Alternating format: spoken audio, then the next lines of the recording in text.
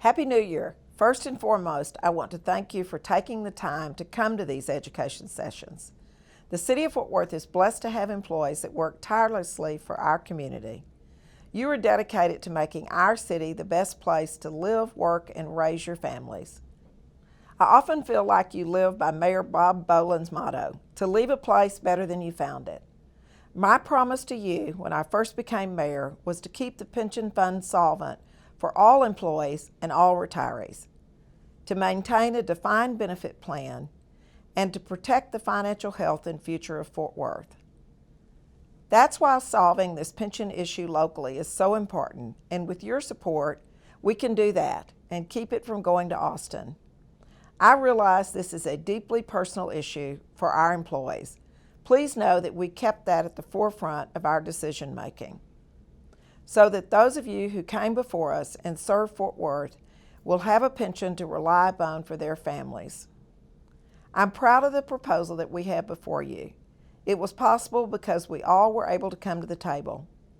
I want to thank everyone for their hard work on this issue, from crunching numbers to your emails providing feedback.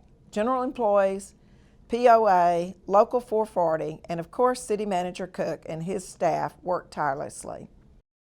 With your vote and support, Fort Worth will be the only big city in Texas who handled their issue locally and did not rely on Austin to settle it. We have not arrived at this proposal without thousands of hours of discussion, negotiations, and of course spirited conversations.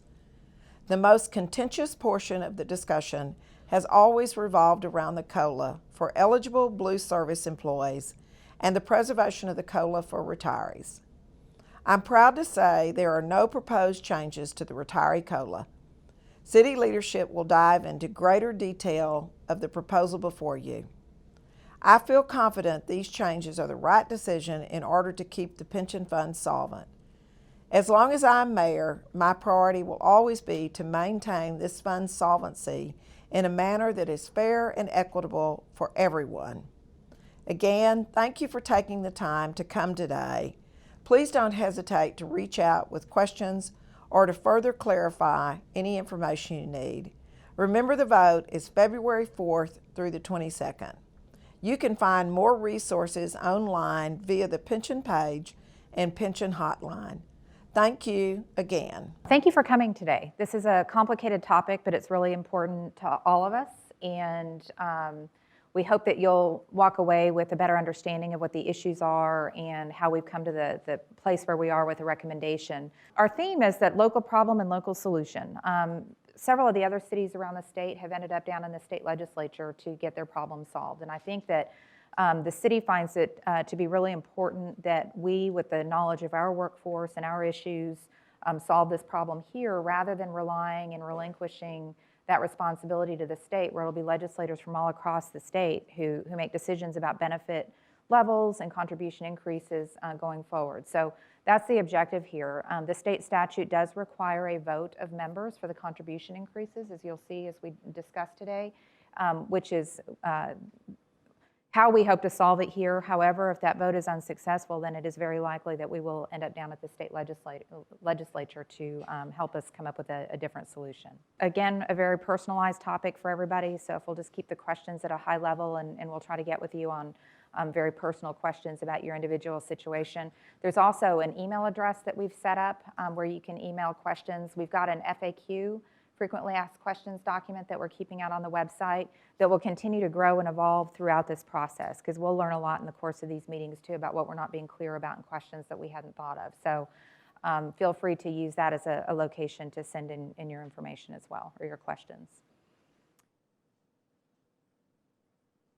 So we'll start with just understanding the pension plan. One of the things that we found is that there's varying levels of really understanding the pension benefit across our organization. And so we'll spend a couple of minutes, but basically we have what's called a defined benefit plan, and that's consistent with the other large cities in the state. We think it's important to maintain that because it makes us competitive as an employer. It's a great benefit to have. And basically that means that members can retire when their age plus their years of service equals 80 points, or at age 65 if they're vested, and or for police, which I don't think we have any police members in the room, but if they reach 25 years of service. This is in contrast to a defined contribution plan where people put their money in, their employer may match it. However, those investment returns affect that individual plan are available for that member on the way out. This gives a little bit more certain of a pension benefit upon retirement with a defined benefit plan. So again, it's a great asset for us as employees to have. So the pension benefit is based on a formula, and we're going to talk a little bit about orange and blue service as we move along, because there was a change in that formula back in the 2013 timeframe for people who were working here already, as well as 2011 for new hires. And basically the blue service is high 3 years of your salary times the years of service times a 3% multiplier, whereas the orange service is high 5 years of wages times years of service times a 2.5% multiplier. And you can see that orange service was actually a reduction in the benefit a number of years ago as we were trying to tackle the problems with the cost of the plan. But we'll get into that in a little bit more detail in a moment. So what group are you in? And I'll focus again on general employees in this room. But you can see group 1 are those people who were hired prior to July 1st of 2011. And group 2 were hired on or after July 1st of 2011. Okay? And so people hired prior to that date have blue service, and people hired, however, if they continue to work here, they also have orange service with that reduced multiplier on their future benefits. So again, what is my pension formula? So the blue service, again, has a multiplier of 3% times years of service times high 3 years of salary, including overtime, okay? And it applies to all the service credit earned prior to the pension reform. And again, it's members who are hired before that January 1st, 2011 date, or July 1st, 2011 date, or service earned for blue members after 2013. Orange service is anybody who's been hired since that date. All of their service is orange, and any future service for those blue members. So how is the pension calculated for people who have blue service? Okay, it's pretty complicated, but what we've done here is we've created a timeline of somebody who works for the city for 27 years. Say they worked for 10 years prior to the pension reform, and then for 5.8 years after the last round of pension reforms. And then they also worked 11.2 years after the date that we have going forward.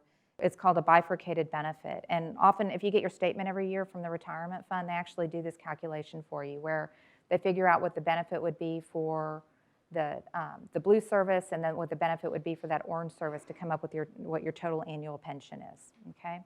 The only difference, the formula is going to stay the same for this pension reform, as well as what happens going forward. But the difference is that there's no COLA, and there's also going to be a change to how we handle the major medical that you accrue while you work here. So to tell you a little bit more about how we fund the pension, you hear a lot about one of the big challenges is that the fund hasn't reached its investment returns that are necessary. And this illustrates how over the life of an employee, that the employee is making contributions, the city's making contributions that are more than twice as much as what the employee's contributions are. But you can also see the importance of this red segment, which is the investment return. So the investment returns are really, really critical to the affordability of that benefit that's been awarded to those members throughout their career. So when the fund isn't reaching their investment return assumptions, then it becomes a problem, because there's not enough dollars to pay out those benefits when they're come due to that individual employee. So how much of the plan is funded? So ideally, a fund would be funded at 100%. We would have all of the assets and projected assets in the fund to pay all of the benefits that have been awarded to people over time. Unfortunately, our plan is only about 55% funded right now, okay? And so with the current trajectory that we are on, with the plan contributions and the assumed rates of return, the fund would actually run out of money between 2037 and 2048, depending on the investment returns that are achieved. I will tell you that the state constitution protects the benefits that have been accrued by all members, and so the city would have to figure out a solution to be able to pay the benefits that you've already earned. Okay, but doing that on a pay-go basis in the future is not the best bet. We need to make this an affordable plan that the contributions and the investment returns are allowing us to pay those benefits over time. So an unfunded liability, you probably heard this in some of the stories that we have. There's an unfunded liability of about $1.6 billion. And what that means is that we've basically allowed our workforce to accrue benefits that when payable will cost $1.6 billion more than the contributions and investment growth into the future would anticipate that we have available for those benefits. So it's kind of like having a credit card where we've let people earn these benefits, but we haven't figured out a way to pay for them. We're growing this unfunded liability over time. But paying it off is kind of like having a mortgage. So you may also hear, and there's a glossary out there, and I think you may have been able to pick it up when you came in, but the term amortization period. So an amortization period is how long it would take us to pay off that unfunded liability with the contribution levels that we have today. And normally a healthy plan is about 30 years, so kind of like your home mortgage. If you're putting enough money into the plan that you would pay down that unfunded liability over 30 years, you're considered a reasonably healthy plan. The challenge for us right now is that it will never be paid off with our plan. It's considered an infinite amortization period, which is obviously problematic and what results in us running out of funds during that window that we talked about a moment ago.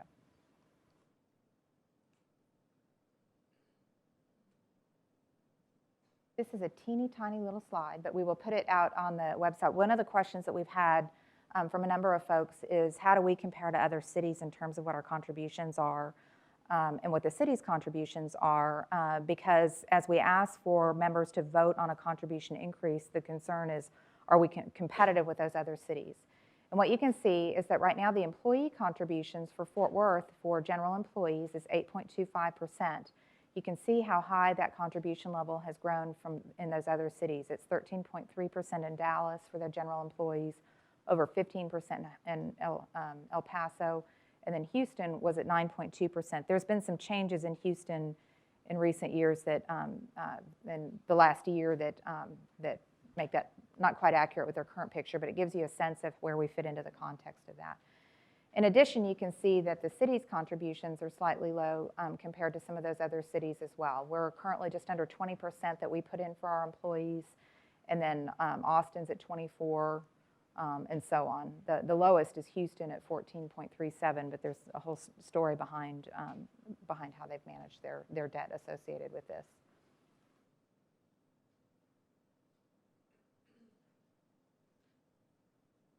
So what you will be voting on is the contribution increases. So any of the other changes to the plan that I discussed today are actually already adopted by council. So when we talk in a moment about the COLA and the way major medical accrues and all of that is a done deal with what the city council has already adopted. The state statute requires a 50% plus one member vote of the members to approve contribution increases, and so that's what brings us here to this discussion. So the total contributions right now, as I mentioned, are 8.25% for general.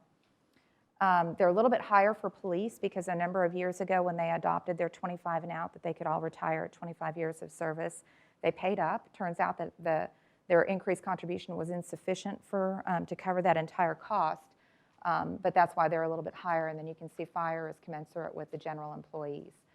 So what the proposal on the table is that effective in July of this year, the general members would increase by 1.1% for everybody. Okay.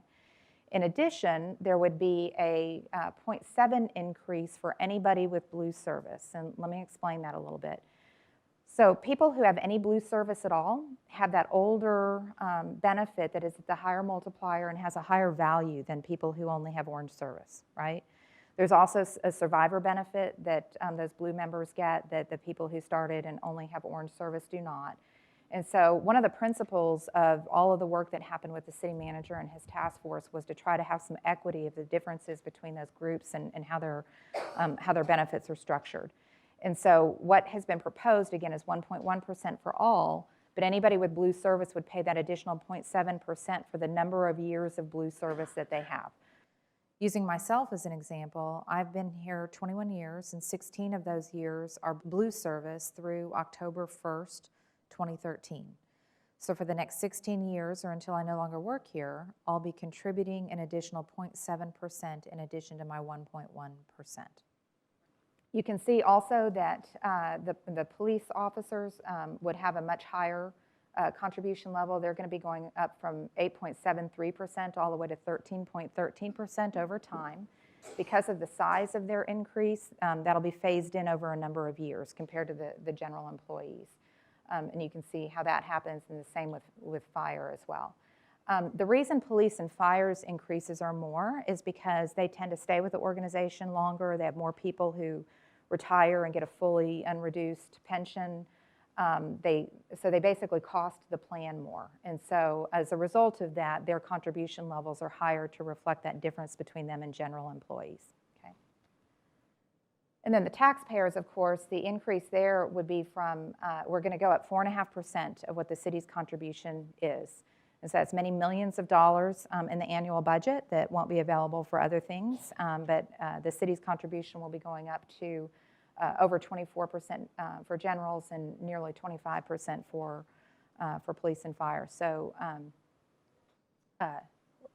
or for police, because of the difference that they started with. So, big contribution from taxpayers to solve this problem. So, again, one of the underlying principles of all the work that was done was to be sort of a shared responsibility, and so we're trying to be equitable across all of those groups. You know, one of the questions that comes up is, why doesn't the city just pay for all of it? Well, that matters to us as employees as well, because again, every dollar that we spend on this limits dollars that are available for pay increases, or limits dollars that are available for additional staffing as our workloads increase and that kind of thing. And we also continue to have the highest tax rate of the big cities in the state and the highest tax rate in the Metroplex. And so it's important for our growth as a community and our fiscal health as a community to ensure that we don't overburden the taxpayers as well to solve the problem. Okay. So the other piece of this is, the question becomes, is this it? I got this question a lot when we did these reforms back in the earlier part of this decade. And we don't know. There's lots of variables involved, including, again, the investment returns and how fast wages grow and all kinds of assumptions that are baked into whether we think that the contribution levels are sufficient. And so as a result of that, we wanted to bake into the whole solution at this point sort of a shared risk-sharing mechanism, so that there could be some automatic changes in the future, so that we don't have to go through this again in the event that our metrics on the fiscal health aren't met. And so essentially what we would suggest is that as early as 2022, after all of the current proposed changes for police are phased in, at that point, if the fund determines 2 years in a row that the contributions aren't sufficient to meet what the actuary would tell us that they need to be to keep that 30-year amortization on track, then we would have additional increases that would happen. It would be no more than 2% in any given year, shared 60-40 by the member, by the city and the member. So, for example, in any given year, the city could increase 1.2% and the member could increase 0.8%. And that it would be limited to a total of 4% overall. So a total for the members of 1.6 over at least 2 years to implement that. Because that is also a contribution increase, you will see this information on the ballot when you receive it about contribution increases. But it just allows us to let that automatically kick in a couple of years and have some certainty. I will tell you that the fund is deliberating right now about what their investment return assumptions are going to be. They are currently at 7.75%. We've heard that they may be as low as 7.25% or even as 7%, to be more in line with what their investment lineup would indicate. So we very much expect that these triggers will kick in 22 and 23. And so just be aware of that we think that this is highly likely. The other thing is that thereafter we would continue to monitor the health of the fund, and if these increases become unnecessary in the future, the council could pull them back down. The council will be highly motivated to do that as well, because they're sharing in it with 60% of that increase. And so at the time that it's appropriate to pull those back down, they could with this action. If that total of 4% isn't enough in the future, then the council would be obligated at that point to go back and look at the benefit structure again and figure out what the options are going forward. The overall goal is to keep the sustainability of the fund. We all want it to be there paying benefits in the future, and so it's sort of this shared objective of making sure that happens, and this is intended to help us accomplish that. So this is just a continuation of showing how those increases would go in place with adding in the risk trigger information that I just talked about. So what could happen in 2022 is that it would go up to 10.15 for people with just orange service and 10.85 with people with blue service as well for a period of time. And then again, the additional 0.8 in 2023 for the members. And you can see that the city would be up around 26, 27% of payroll that we're contributing to that as well.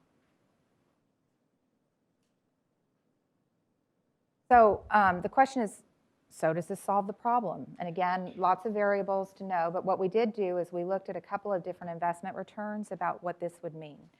So this is what you want to have happen. You want to have the declining unfunded liability over time, right?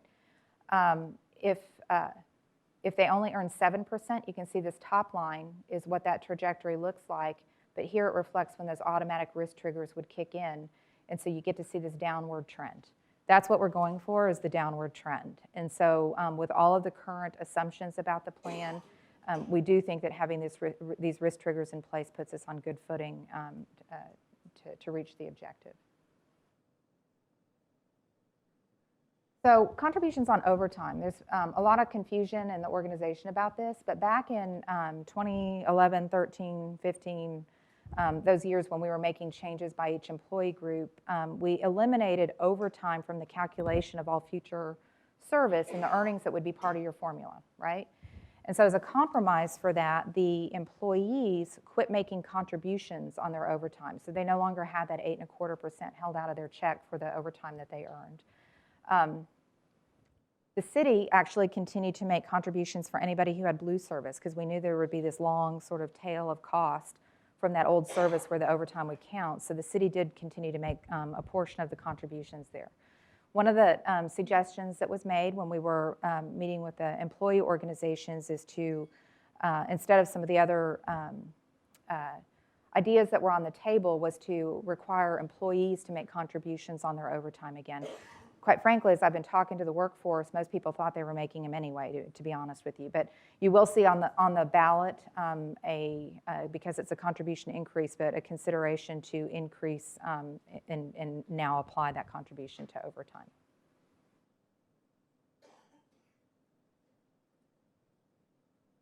So the COLA, again, as the mayor pointed out, this is the area that has become probably the most controversial. I will emphasize again, this is not the subject of the vote. This is a decision that's already been made by the city council. And essentially, what's going to happen is a couple of things.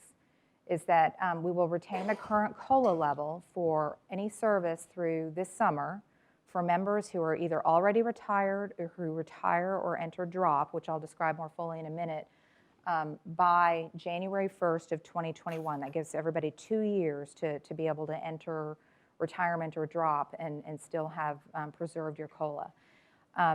Some people are on the 2% COLA. Some people are on what's called the ad hoc COLA that was allowed to fluctuate for, depending on the health of the fund, was what the goal of that was. And so whatever the current COLA in place is what those people would continue to receive under this plan. Okay. What will happen for everybody else who stays is that for service through January 19th of this summer, or excuse me, July 19th of this summer, is that we will go to a variable COLA. And I'm making a distinction between an ad hoc COLA and a variable COLA because the variable COLA actually will have much more stringent financial criteria of when it would be awarded. And again, it would be based on the health of the fund, and I'll talk about that in just a minute as well. And then for any future service, there would be no COLA at all for that portion of your career, okay? So variable COLA, essentially, anybody who has some blue service is eligible for a COLA. People who got here after that, July 1st, 2011 date and only have orange service already don't have a COLA at all, okay? But so for those people with blue service in the back, at the beginning of their career, will be eligible for this variable COLA. And essentially, it will be allowed to fluctuate based on the performance of the fund. It may not exceed 4% in any given year, but it'll be based on our ability to afford it and still meet the metrics of that 30-year amortization and make the contributions that we need to, and Also, it will require consideration by both the retirement fund board and the city council, so it won't be automatic the way the ad hoc COLA was structured. However, I will tell you that unless the fund consistently achieves 9 to 10%, which is highly, highly, highly unlikely, the variable COLA is not likely to be awarded in the foreseeable future. So it's a possibility out there in the event that the fund's performance surprises us, but we realize that it's not likely. The other thing I'll point out is those risk-sharing contribution increases that could happen in 22 and 23 would have to be rolled back before a variable COLA would ever kick in. We would want that to be reduced back down to its normal levels before this would kick in. So the drop.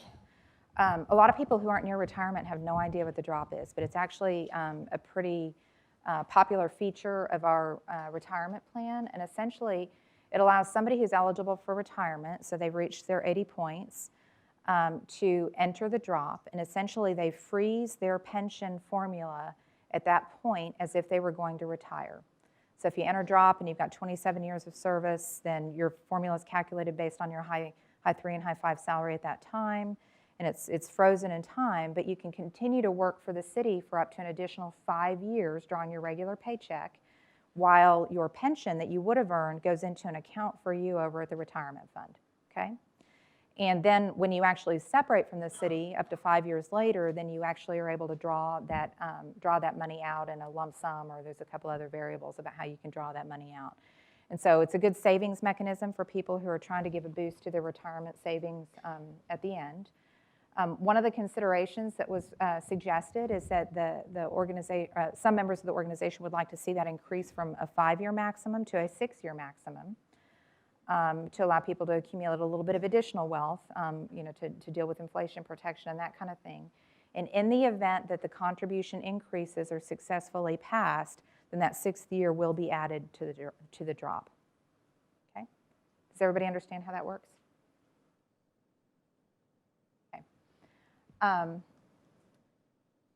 Sick and major medical leave. So I'm going to focus on major medical because that's what applies to general employees. But essentially, we all accrue major medical. It's sort of like short-term disability throughout our careers. And currently, when you retire, your accrued major medical that you didn't use during your career actually converts to service credit. So say you've got 1,000 hours of major medical, that basically adds about 6 months of time to your service credit that's part of your formula when they calculate your pension, right? That's a little bit problematic because there aren't really contributions that go into the fund to support that increased cost by having additional service credit. So that will no longer be the case. There will no longer be service credit for major medical that's accrued after July 19th of July 20th of 2019. So essentially, you'll end up having 2 buckets, or actually 3 buckets of major medical. You've got the stuff that was earned when you were under the orange plan, the major medical you earned when you were under the blue plan, and now you'll have future major medical that will no longer count towards service credit. Anything you accrued prior to that date will still be out there, and if it's unused upon your separation, will still be service credit. Okay, we wanted to preserve that because that was the expectation. But after that date, it will just go away. I will tell you, I think that we are very fortunate to work for an organization that has those kinds of benefits available for employees in the event that they have a catastrophic medical situation. And so the fact that we aren't monetizing all of it, I don't personally find that alarming, that we don't turn that into a cash benefit for you or for me, but because I think it's great that it's there for the people who need it during the duration of their career. So the vote is going to be in February, okay? We're going to continue to do these meetings, and if you need to come back to another one, if you need to talk to any of us individually, you're welcome to do that. There will continue to be stories in the roundup as part of this and additional information that we hope will help clarify it. The election will be open for 3 weeks, and currently when there's board elections, you get a ballot in the mail, and it's from a private vendor, and it allows you to go online or call or mail in your ballot, and so it'll be the same process for this. So that's part of why we did that whole address cleanup in the fall, was to make sure that we had good addresses on our files, and so please make sure that you continue to keep your address updated in the system as well. And then the retirement board will certify the election results at the end of February. And then we'll end up having a joint meeting between the city council and the board in March. In the event that the election does not pass, then obviously city staff and city leadership will be in Austin working with the state legislators about what any future bill might look like. So this slide depicts the 4 specific issues that you'll be voting on in a single vote on the ballot. The first is the member contribution increases, as we've described. The second is the risk sharing, allowing those future contribution increases of members and the city no sooner than 2022. In addition, the ballot will authorize the city to reduce those risk sharing increases sometime in the future if they no longer become necessary without requiring another city vote. And then finally, the application of employee contributions to all overtime earned is the 4th element of the ballot. The full ballot is fairly complicated. It will be available online, plus we'll be distributing copies widely if you have any questions, but this summarizes the key elements. So the ballots will be mailed out on February the 1st. If you do not get one, you need to let HR know, okay? And notify people in your household who go through the mail and let them know that you're expecting it so that it doesn't get misplaced. But we'll have ways to replace it in the event that you didn't get a ballot that you had expected. And then I've already described the 3 ways that you can vote. So I mentioned a moment ago all the different ways that we're planning on getting information out. So we do have a website that we're maintaining that'll have slide decks. We'll end up having a video of one of these sessions. We'll also have that FAQ that we talked about. We've created one-page documents for each employee group based on whether you're orange or blue and when you arrived and that kind of thing too, to try to add some clarity about how that affects you as a group member. And so there's lots of information out there that we would encourage you to take advantage of, along with the link to be able to email in questions. And there's also a hotline that we'll have, and our intent is, if you've got a very personal question, we'll get back with you to try to answer that. If it's a more general question, again, we will distribute that more widely, because I suspect that any questions we get, you're not the only person who has them. So we'll make sure that we're capturing those. The other thing I'll mention is that the Retirement Fund website has information about their board meetings. We all, as a member of different employee groups, elect representation on that board. They have the responsibility for investing those funds responsibly in order to achieve the goals. Those meetings are open. You ought to pay attention, and certainly there's information about how their investment activities are going out there as well that may be helpful to you. We've had a lot of questions about that along the way.